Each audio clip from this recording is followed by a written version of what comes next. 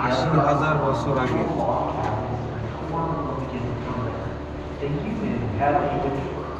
Authentic.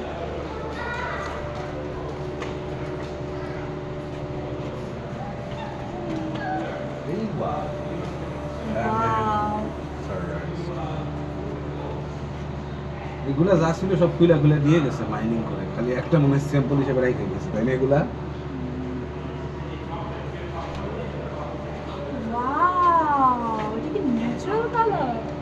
Definitely smell আসতেছে, এটা কি এখান থেকে আসতেছে? না, ফ্লোরাইড, ফ্লোরাইড, ফ্লোরোসেন্স আছে, বুঝছো? এগুলো রাতের বেলা জ্বলার কথা তো। হ্যাঁ, এই অন্ধকারে দেখো